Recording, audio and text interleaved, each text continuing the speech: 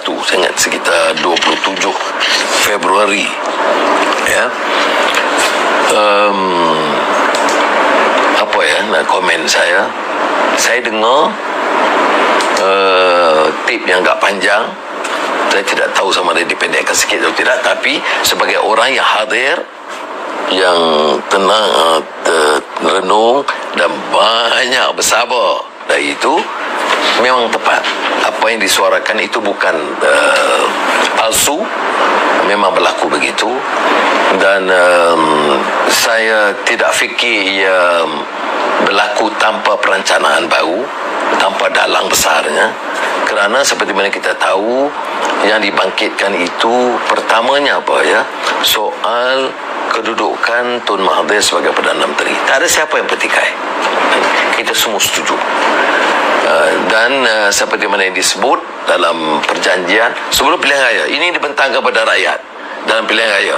Ini manifestonya, ini pemimpinnya yang sementara, dan kemudiannya lepas Tun Mahathir Anwar. Itu dipersetujui dan kita menang. Mandat rakyat. Kemudian disebut mulanya 1 tahun, kemudian 2 tahun, kemudian kata lepas APEC. Saya setuju semua. Itu pun tidak memuaskan hati golongan ini. Saya dengar dia nak, kalau boleh ada yang sebut, kakak tu sebut, kalau boleh biarlah sampai selama-lamanya lah. Ya ke? Ini putar belik politik ya, paling rendah dan jijik dalam sejarah. Ada yang kata, kami pertahan, kata tu. Orang yang benar-benar daripada awal tak pernah setuju. Saya tak setuju dengan Ketua Mahathir peringkat awal. Betul, saya lawan. Tetapi bila ada muafakat, kita janji, saya patuh. Dan saya sokong. Tiap kali ditanya, saya kata beri ruang. Give him the space and latitude to manage the affairs of the state without interference. Apa yang saya nak kemukakan, saya kemukakan secara peribadi kepada beliau. Beliau setuju, okey. Tak setuju, okey. Dia tak pernah tanya saya, okey. Dia tak pernah undang saya dalam mana-mana mesyuarat, saya okey. Walaupun saya dikutuk, anuannya lemah, tak macam dulu, tak ada ketegasan, tak layak jadi pemimpin, saya telan. Kerana saya buat perakuan, janji. Saya tak mau khianat janji. Baik. Bila datang mesyuarat itu, beberapa orang bersatu dan yang pengkhianat daripada keadilan, rupanya merancang, membuat gesaan yang keras, membantah apa-apa pandangan, bercakap soal transisi. Itu janji lalu, itu terakhir, ini balik pada rakyat. Demokratik. Ya, jadi tentulah beberapa teman kita dari Amanah, dari Keadilan, dari DAP menyuarakan, ya kita sokong Tun Mahathir, tetapi kita ada juga perjanjian. Ini dari 1 tahun ke 2 tahun, ke lepas APEC, ke lepas 3 tahun, kemudian sampai bila-bila. Jadi dah bertentangan dengan perjanjian, maksudnya mengkhianati perjanjian, bukan saja dalam kertas di antara Pakatan Harapan, tetapi kepada rakyat. Setelah dengar panjang begitu begini, terlagak sebagainya, saya pun tahu sandiwara politik masa itu. Saya pun lama juga dalam politik. Saya dapat baca ini orang nak cari alasan, terutama daripada Bersatu, untuk, dan juga pengkhianat, untuk kata kami tak setuju akan keluar. Saya dapat baca, maka saya pun konsisten dengan sikap saya sebelum ini. Tak usahlah berebut berkelahi, ya. Kita ikhtiar, kita berunding, fatawakkal ala Allah, ya. Jadi saya ambil keputusan di situ. Penutupnya saya, ya, setelah dengar semua dan baca, saya kata ginilah, ya, tak usah panjang-panjang gaduh-gaduh. Tapi sebelum itu saya sebut orang yang guna kuasa dia, dan saya jumpa Tun Mahathir bagi tahu janganlah bagi orang ganggu parti, gunakan kedudukan dan wang ringgit kerajaan untuk pecah belahkan parti. Jadi orang kata Parti Keadilan, dia bagaimana orang menteri-menteri kanan guna wang, guna kedudukan, lantik orang, pecah belahkan dalam parti, dalaman parti, dan ini dalam kerajaan Pakatan Harapan. Jadi saya guna ketanggungjawab, suarakan. Tak buat apa-apa itu luar daripada keupayaan kita. Orang nak pecahkan Parti Keadilan, ya. pecah sedikit, betul. 5,600 keluar, 1,000,000 ahli masih kekal. Tapi oleh kerana muslihat begitu, yang pecah parah-parahnya bersatu. Itu soal bersatu saya tidak mau komen lah. Ini soal audio semua. Ini soal bersatu, soal mereka akan cuba leraikan dengan sebaiknya. Itu soal mereka. Tetapi saya gunakan majlis dalam mesyuarat itu juga jelaskan, ya, ini pernah berlaku. Orang-orang yang guna kedudukan mereka dalam kerajaan pecah belahkan, kemudian kononnya menyerang orang-orang keadilan saja yang tuntut. Dia tu bukan seperti juga dari Amanah dan DAP yang tuntut ini kena janji, ya, ada perjanjian, ya. Sebab itu pada peringkat awal aku sudah tahu 5-6 bulan yang pertama Tun Mahathir jadi Perdana Menteri, yang dia disebut setahun, kemudian Tun Mahathir kata 2 tahun, kemudian dia sebut lepas APEC, kemudian 3 tahun dan sampai akhir. Ini yang menyebabkan keresahan daripada ahli-ahli Pakatan Harapan. Tetapi untuk elak daripada ketegangan perpecahan, saya memilih untuk mengatakan yang menimbulkan kemarahan ramai kawan-kawan saya, termasuk yang dalam majlis itu, kerana Amanah buat pernyataan tegas, DAP buat ketegas, Keadilan buat tegas, kemudian saya pilih untuk kata tak apalah, lepas APEC pun lepas APEC, tak mau tetapkan tarikh pun tak apalah, jalankan, ya. Tun Mahathir pun sambut, bukan nak beritahu tarikh, dia kata ikut saya nanti sampai sebelum pilihan raya 1 hari pun boleh. Saya diam, saya tak mau berbalah, dan itu ni dia ulang dalam sidang media berikutnya. Saya disegah oleh teman-teman, termasuk daripada Pakatan, ya, kawan-kawan daripada DAP, Amanah, Keadilan, kata Anwar, kita dah putus lepas APEC, tetap tarikh, pasal apa you pilih untuk lepaskan begitu je Ahmad Mahathir? Saya kata kalau saya buat kenyataan tegas, dia akan menimbulkan pergaduhan dan menyebabkan perpecahan. Saya nak elak daripada alasan kepada golongan pengkhianat untuk gunakan ini sebagai alasan nak keluar.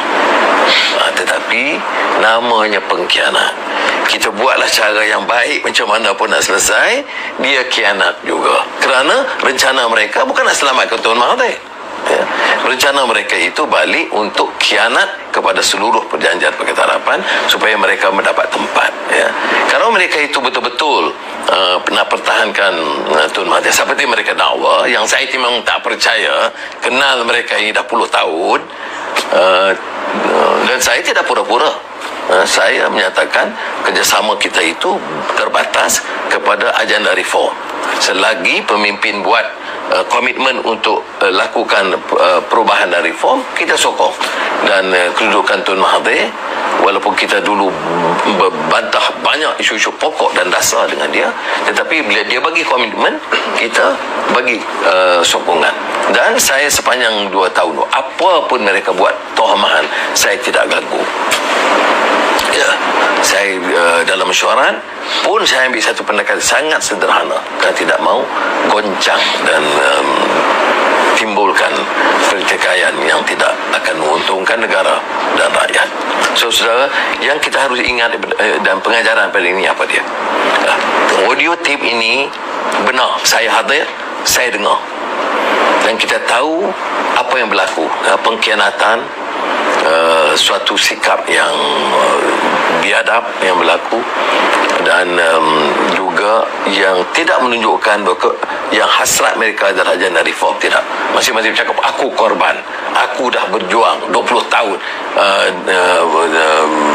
dan pelbagai hal lah, ya, tentang kononnya tunjuk hebat mereka, tapi yang pertama khianat juga mereka. Soalnya sekarang bukan soal itu, ya. Soal kita balah ini soal pertikaian politik elit, tetapi agenda tidak ada. Lebih baik kita balik kembali. Kamu sedia patuh kepada agenda islah, kamu sedia bantah rasuah dengan keras-kerasnya, jangan perkayakan diri kamu, keluarga kamu, anak saudara kamu, kroni kamu, dan kamu pastikan bahawa rakyat diutamakan. Ini baik harga barang ataupun masalah pengangguran, masalah ekonomi, pembangunan. Ini yang kita harus sokong. Maknanya kita patuh kepada agenda. Badan kehakiman harus bebas, jangan boleh runding-runding, macam saya kata, lunding. 10 ekor ayam dicuri, bagi balik sektor ekor ayam, selesai. Hal-hal ini mesti dihentikan. Ini maknanya apa? Reform badan kehakiman, badan penguatkuasaan, ya, anti rasuah yang jelas. Jangan anti rasuah ini, yang saya sebut banyak orang pertikai. Dia kata seolah-olah saya pertahankan Datuk Seri Najib dan satu MDB. Saya tidak, ya. Tapi saya kata rasuah ini bukan saja YMDB. YMDB ini satu gambaran bagaimana seluruh sistem dan negara kita tu porak-poranda. Badan kehakiman tak boleh diharap, badan penguatkuasaan tidak boleh diharap, SPRM tidak boleh diharap, ya. Elit pun kecundang, profesor-profesor semua tak ngangguk, ya. Sekarang baru nak tunjuk gagah. Masa itu diam kelu, membisu semua. Sistem itu yang kita harus baiki. Media harus bebas, profesor harus bebas untuk menyampaikan pandangan. Ini yang kita katakan. Tetapi rasuah itu bukan saja satu MDB, ya. Ia juga terpalit dengan ramai, tak kira. Dan tetapi nampaknya pada masa itu SPRM juga agak tertumpu pada satu aspek, dan beberapa keterlanjuran dalam pimpinan yang memukul harta, tanah, kedudukan, saham, beri projek sana sini, langsung tidak diberi teguran. Ini maknanya sikap dalam politik yang mengikut kabilah atau kartel yang akan merosakkan negara. Kita sokong perubahan dan reform ini bukan soal Anwar atau siapa-siapa. Siapa yang patuh kepada reform, menjalani reform, itu harus didukung. Kalau tidak, umpamanya obsesi kita, gairah kita hanya nak rebut kuasa. Bila rebut kuasa, tak tahu ada buat apa, tak tahu ada agenda, balik kepada yang asal. Kita ada pengalaman. Pakatan Harapan kita cuba lakukan, walaupun kita tak boleh nafikan ada kelemahan. Kelemahannya kerana kita menangguh beberapa keputusan, janji yang kita patut tunaikan dengan baik, ya. Dan juga keresahan rakyat, terutama yang merasakan mereka tidak diberikan pembelaan secukupnya. Tapi ini tidak boleh kita bedakan, bandingkan dengan kedudukan Barisan Nasional atau Perikatan Nasional. Kerana Pakatan Harapan sebagai satu kerajaan telah memulakan beberapa perubahan institusi reform yang jauh lebih baik daripada sebelumnya. Ini kita tidak dapat nafikan, walaupun saya akui ada beberapa keterbatasan dan kelemahan yang insya-Allah harus kita baiki. Bagi kita dalam Pakatan Harapan, saya sekarang sebagai pengusinya tekad untuk menyatakan kita kembali kepada khitah perjuangan. Apa khitah perjuangan? Landasan prinsip perjuangan. Ya, kita tidak senang dengan rampasan kuasa, pengkhianatan Perikatan Nasional. Ya, kita merasakan mereka ini lebih parah kerana kerja mereka dalam keadaan pengangguran sudah mencecah ratusan ribu, harga barang dan inflasi melonjak naik. Apa yang mereka lakukan? Agih kekayaan dan kuasa dan kedudukan satu demi satu. Ini ghanimah, ya. Harta seolah-olah rampasan, ada peperangan, dibahagikan. Ini ternyata sangat keburukan dan kerusakan sistem dan pemikiran pimpinan. Tetapi apa alasan untuk kita mengganti? Kita mampu ganti hanya kerana tekad kita membuat sesuatu yang lebih baik, hanya dengan menolak rasuah, dengan menolakkan kuasa itu untuk memperkayakan suku sakat kita. Semoga Allah SWT memberikan kekuatan pada kita dan berikan kesabaran dan kebijaksanaan. Sabar. Orang saya pun tak faham ni. Orang marah saya sebab sabar. Marah patut, tak sabar.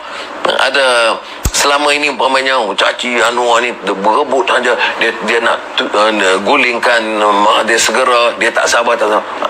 Dengar tips ni baru tahu sebenarnya, ya, siapa khianat, siapa tak sabar, siapa nak sabotaj, siapa dalang, siapa pemain dalam wayang kulit yang berlaku dalam babak terakhir.